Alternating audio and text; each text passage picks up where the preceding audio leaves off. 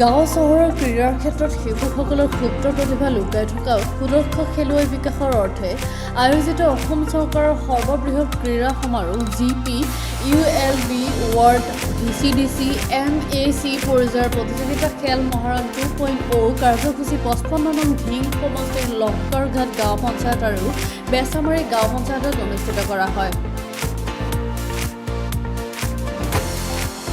বেচামাৰী আৰু লস্কৰঘাট গাঁও পঞ্চায়তৰ সচিব ৰাজু কুমাৰ পাটৰৰ প্ৰচেষ্টাত এথলেটিক্স, কাবাডী, ফুটবল, দবা খেল আৰু চাইকেল চলোৱা খেলৰ প্ৰতিযোগিতা অনুষ্ঠিত হয়। 14 বছৰৰ পৰা 17 বছৰৰ শিশুসকলৰ মাজত তিনিটা শাখাত অনুষ্ঠিত খেলত প্ৰায় 3 শতাধিক ছাত্ৰ-ছাত্ৰীয়ে অংশগ্ৰহণ কৰে। ঐতিহ্যমণ্ডিত ঢিং এক্সপ্ৰেছ হিমা দাস বুলি বিশ্ববিখ্যাত ঢিঙৰ পৰাও আৰু বহুতো খেলুৱৈ এই খেল মহাৰণৰ জৰিয়তে ওলাব বুলি দৃঢ় বিশ্বাসী ঢিং নৱোদয় বিদ্যালয়ৰ শিক্ষয়িত্ৰী SL ডেকাৰ। আমাৰতো দৃঢ় বিশ্বাস। আচলতে আপোনালোকে যিহেতু খেল মহাৰণ আমাৰ নৱোদয় স্কুলতেই কণ্ডাক্ট কৰিছে, মই নৱোদয় স্কুলতে শিক্ষয়িত্ৰী কৰি আছোঁ। আৰু আমাৰ নৱোদয়ৰ কনচেপ্টটোৱে তেনেকুৱা হৈছে যে ৰুৰেলছত ষ্টুডেণ্টবিলাকে সুবিধা নাপায়, নোপোৱাৰ বিনিময়ত তাহাঁতে মানে যিখিনি টেলেণ্ট থাকে লুকাই থাকে। সেইটো কাৰণে আমাৰ যিটো নৱোদয়ৰ এক্সাম হয়, সেই এক্সামৰ জৰিয়তে যিটো এডমিশ্যন পায়, তেনেকৈ আমাৰ ল'ৰা ছোৱালী ইমানখিনি অপৰচুনিটি পাই পেলাই আকৌ তেনেকৈ তাহাঁতে ওলাই যায়। আৰু ঢিঙৰ পৰাই আমাৰ যিহেতু হিমা দাস বাইদেউ ওলায়ে গৈছে, আৰু লগতে আমিও মানে নিজেও ধৰক এনেকুৱা নহয় যে আমাৰ ষ্টুডেণ্টে খেলি আছে বা ইয়াত আজি অৰ্গেনাইজ হোৱাৰ কাৰণে খুব ভাল লাগিছে। তাহাঁতক আমি এতিয়া কৈ আছোঁ তোমালোকে একেলগে পাৰ্টিচিপেট কৰা, আৰু ইয়াৰ পৰা আমি এতিয়া ব্লক লেভেল হ'ব, তাৰপিছত আকৌ ডিষ্ট্ৰিক্ট লেভেল হ'ব, তাৰপিছত আকৌ ষ্টেট লেভেল হ'ব, এনেকৈ আগুৱাই যাব পাৰিবা। আৰু সেইকাৰণে মই এতিয়া মোৰ নিজৰ ষ্টুডেণ্টখিনিকো পাৰ্টিচিপেট কৰিবৰ কাৰণে আগুৱাই দিছোঁ। আৰু আমাৰ এতিয়া ইয়াত যিখিনি শিক্ষক আছে সকলো বিষয়তে, তেওঁলোকে আমি এনেকুৱা নহয় যে আমাৰ ষ্টুডেণ্টেহে মানে খেলে বা মিউজিক বা যিহেতু আমাৰ শিক্ষকখিনিও মানে খেলে।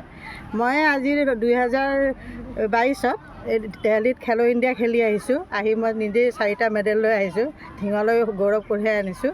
ঠিক তেনেকৈ মানে আমাৰ ষ্টুডেণ্টখিনিও তেনেকৈ খেলিয়ে আছে। আৰু SGFI পাই আপোনালোকে জানে, school games federation of India, এইবাৰো আমাৰ ষ্টুডেণ্টে পাইছে। ইয়াৰ মাজতে আমাৰ আৰু এজন ল'ৰায়ো ইয়াৰ পৰা খেল মহাৰণত খো খেলি আহিছে, আৰু বৰ্তমান আৰু এজন ল'ৰা বাহিৰত মানে প্ৰশিক্ষণত বিজি হৈ আছে এতিয়াও এথলেটিক্সত। সেইকাৰণে আজি খুবেই ভাল লাগিছে পৰিৱেশটো পাই পেলাই। আৰু এনেকৈ আৰু আগলৈ হওক, আৰু আমাৰ হিমন্ত ছাৰলৈ বহুত সন্মান থাকিল আমাৰ ফালৰ পৰা, আমাৰ নৱোদয়ৰ ফালৰ পৰাও থাকিল, আমাৰ ঢিং মানে সমষ্টিৰ ফালৰ পৰাও থাকিল ছাৰলৈ।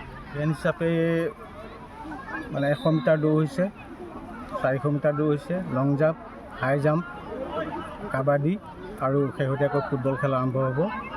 গতিকে আমাৰ এই লস্কৰঘাট গাঁও পঞ্চায়তৰ তৰফৰ পৰা আমি সকলো ছাত্ৰ ছাত্ৰী তথা শিক্ষাগুৰুসকললৈ আমি আন্তৰিক অভিনন্দন জনাইছোঁ।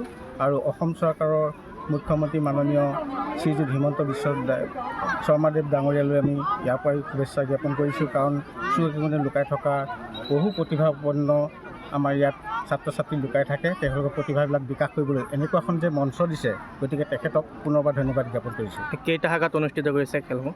ইয়াত মানে 14 বছৰ অনুৰ্ধতা আছে, 17 বছৰ অনুৰ্ধতা আছে শাখাটো।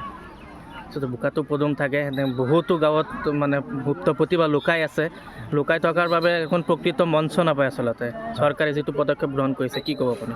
নাই, সেইটোৱে চৰকাৰলৈ মই সেইকাৰণে পুনৰবাৰ ধন্যবাদ জ্ঞাপন কৰিছোঁ। এইকাৰণে যে আমাৰ ইয়াতে দৃষ্টান্ত আছেই, উদাহৰণ আছেই। আমাৰ ওচৰতে আমাৰ এখন গাঁও আছে য'ত হিমা দাস ঢিং এক্সপ্ৰেছ নামেৰে জনাজাত, তেওঁ বিশ্ব দৰবাৰত মানে অলিম্পিকতো ঠাই পাইছে। গতিকে তেনেকুৱা যাতে আৰু ওলায়, আৰু নিশ্চয় আমাৰ নিশ্চিত হৈছোঁ যে আমাৰ ইয়াৰ পৰা ওলাবই, আমাৰ দৃঢ় বিশ্বাস।